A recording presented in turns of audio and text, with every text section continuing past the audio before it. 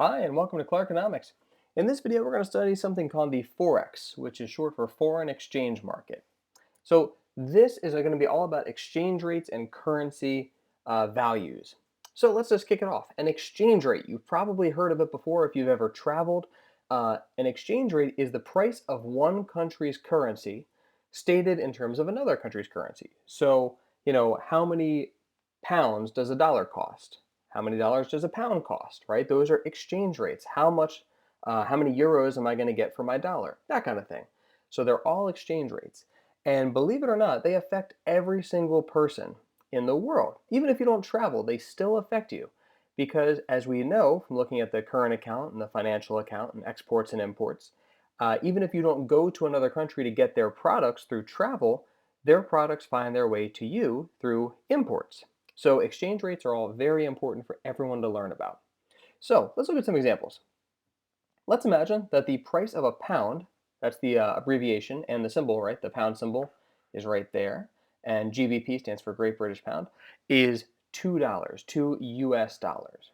So when we look at this mathematically, a lot of it's all about ratios, right? The price of a pound is 2 US dollars, meaning if you have a pound, you can get 2 US dollars for that.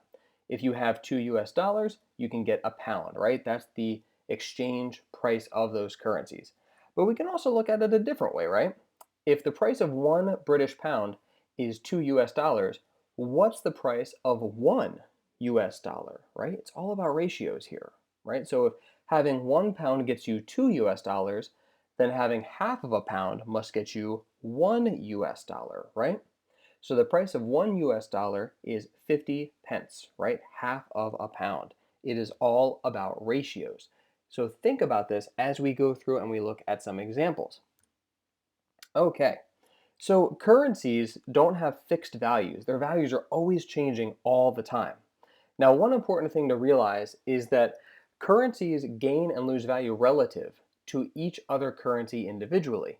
What that means is the dollar could become more valuable relative to the euro, but become less valuable relative to the pound, right? Every currency has an exchange rate with every other currency. So there are many, many hundreds and hundreds of exchange rates out there because every currency has a price stated in terms of every other country's currency. And this is happening all the time. Currency values are changing 24 hours a day, 7 days a week. So let's look at some examples. When a currency gains value, we call that generally appreciation. When an asset or anything gains value, it's called appreciation. So if the dollar appreciates, we would say it appreciates relative to the euro. We wouldn't say the dollar appreciates necessarily overall, but relative specifically to the euro, which is used in many European countries. Now, if the dollar is gaining value relative to the euro, that must mean that the euro is losing value relative to the dollar. That's just like if I'm becoming taller than you, you're becoming shorter than me, right? So depreciation is when something loses value, and that's how this works. So let's look at an example with an exchange rate. Let's say that at first the exchange rate is $1 to 3 euros. They have coins for a single euro. So $1 gets you 3 euros. That means that 3 euros gets you $1. Now let's, from the previous slide, do a little practice example here. What is the price of 1 euro? If $1 gets you 3 euros, how much money do you need to get your hands on 1 euro? Well, 1 is a third of 3, so that must mean that to get your hands on 1 euro, you need a third of a dollar. In other words, about 33 cents. That's how exchange rates work. So let's imagine that this was the original situation, but then the price of a US dollar rises from 3 euros to 5 euros. There you go, right? So what has happened here? Well, the dollar has appreciated because remember, money's value is defined by what it can buy. So a dollar used to get you 3 euros, now a dollar gets you 5 euros, right? So that dollar goes further, it gets you more stuff, therefore it has appreciated. Likewise, we can look at this in the opposite way, right? Before, um, if you had a euro, you could get 33 cents. Remember this? You could get 33 cents for your euro. But after this has changed and the a euro has depreciated, now you only get 20 cents for your euro. That euro is not quite as powerful. So stated differently, Originally, you needed 33 US dollars to get a euro. Now you only need, you needed 33 cents to get a euro. Now you only need 20 cents to get a euro. So that's what appreciation and depreciation looks like. And like I said, currency values are constantly changing all the time. So why are they constantly changing all the time? Well, they're changing all the time because essentially there is a market for different currencies. And just like any market, there's a supply curve, there's a demand curve, and these things are always shifting back and forth all the time. So the Forex market is the global market where currencies are traded. It's not necessarily one specific place, but it's a series of interconnected markets all around the world. Now, there's a couple of simplifying rules that we're going to put on this to make this a lot easier. So here we go. If people want a country's stuff, they're going to need that country's currency to buy it. And when I say a country's stuff, I could be talking about their products, such as goods or services, but I could also be talking about that country's securities, things like stocks and bonds and things like that. It honestly doesn't matter what we're talking about. If you want a country's stuff, you're going to need that country's currency to get it. However, if you want some other country's currency, you can't just go ask for it. They're not just going to give it to you for free. You need to give them something for it. You're going to need to trade your own country's currency, right? So if you want foreign stuff, you need foreign money. If you want foreign money, you got to supply some of your own money. For example, let's say you wanted to go to Germany this summer.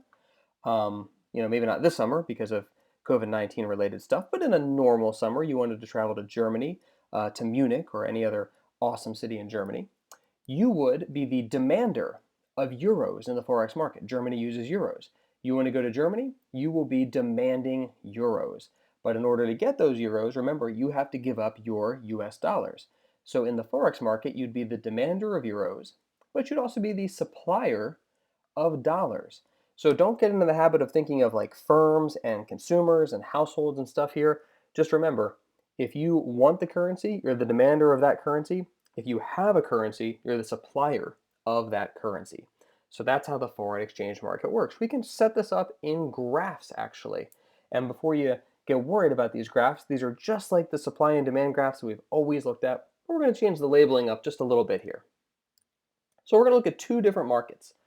First, let's imagine the market for euros. Okay, easy enough. On the x-axis with every microeconomic market graph, we had quantity. This is the same, quantity of euros. That's the symbol for euros. On the y-axis, every time we looked at a microeconomic market graph, we had price. Now this is the part that kind of confuses people, but this is just the price per euro. Only instead of looking at the price of a euro measured in euros, we're looking at the price of a euro measured in dollars. So when you see the slash here, read that as per, dollars per euro. So that's how we set this graph up. And we've got a demand for euros. Who is demanding euros? Not Europeans. Of course, in real life, that can happen. But for our simplified version here, we're going to say Americans are demanding euros. We'll look at that example. You want to go to Germany. You are the demander of euros, and you would be and Europeans would be the suppliers of euros, essentially, right? So we have the demand for euros, we have the supply of euros. And from that, we can get an exchange rate. The exchange rate is just the equilibrium between the supply and demand here. So to make things simple, I've said the exchange rate is $1 per euro. It's a 1-to-1 ratio.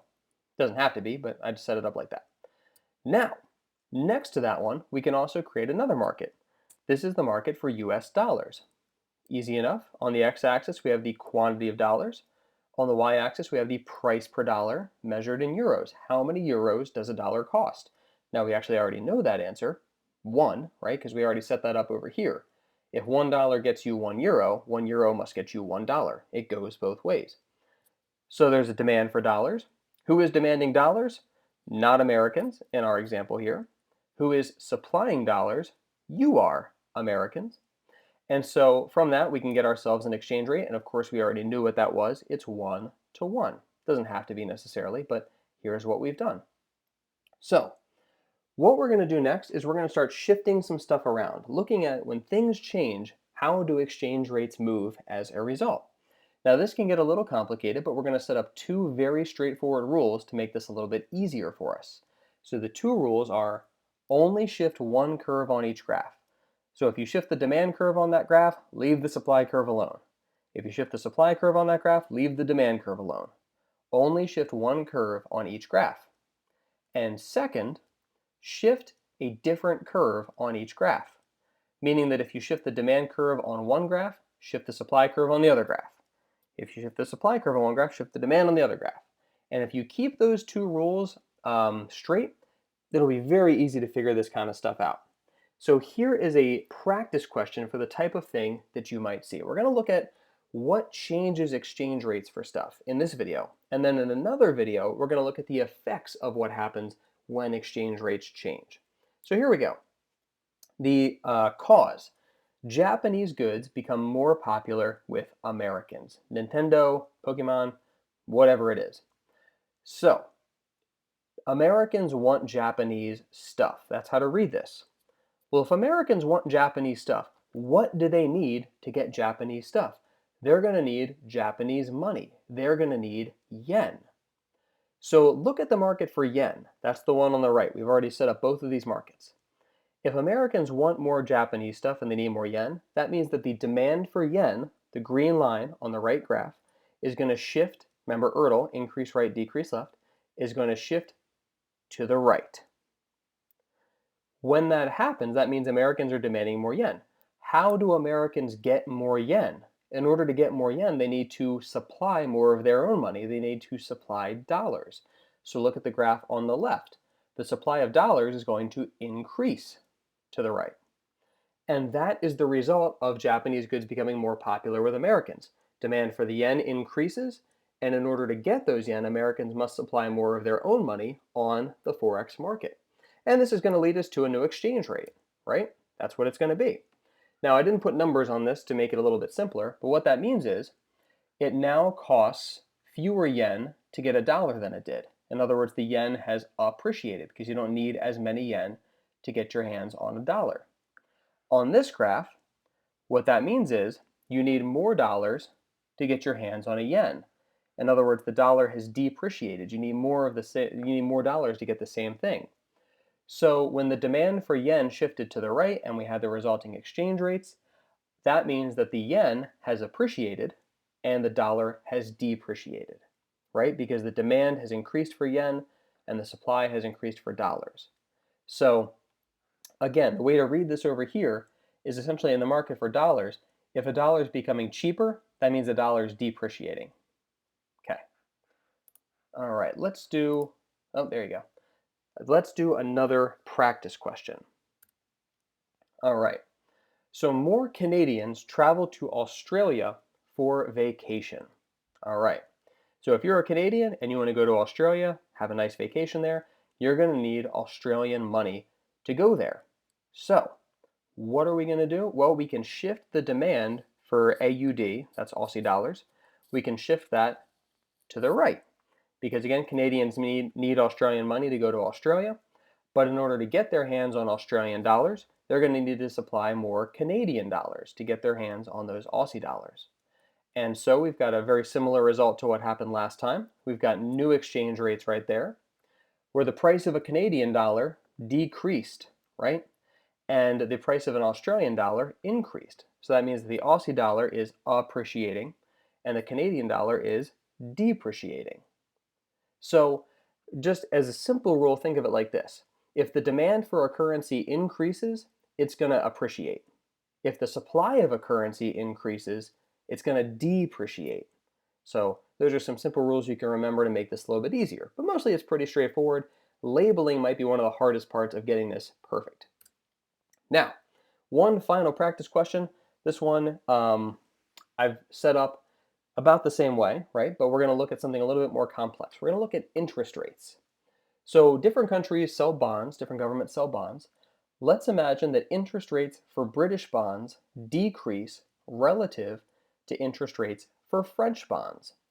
So what that means is interest rates are what these bonds pay to people who own them. And so if you're buying a bond, you want it to pay you a high interest rate. So you're chasing the highest interest rate you can get if you're a saver, you're a lender of money. So which bonds pay more in interest, the British bonds or the French bonds? Well, it looks like the French bonds are going to pay more. That's going to make French bonds more popular than British bonds. So the demand for French bonds is going to increase because they pay better interest. And again, if you want to buy French bonds, you need the currency used by the French. That would be the euro. So if everybody in Britain now wants to buy French bonds, then the demand for euros is going to increase, which means the British people will need to supply more pounds on the Forex market. So it works the same way as before, and we get some new equilibrium interest rates, where the euro, because of these French bonds paying better interest, the euro is going to appreciate, and the pound is going to depreciate. Now, this isn't the only way to set this up. You could also set this up in a way where the demand for the pound decreases, which means that the supply of euros on the Forex market also decreases. You're going to come away with the same result either way. But I just, for ease, always set it up as the demand shifting to the right and the supply shifting to the right. But you would get the same result in terms of the exchange rate either way that you set it up. So that is a little bit about currency exchange rates, how to set up graphs for shifting currency exchange rates. And again, in another video, we're going to talk about a little bit more why this matters. What are the effects of exchange rate changes? Thank you for watching.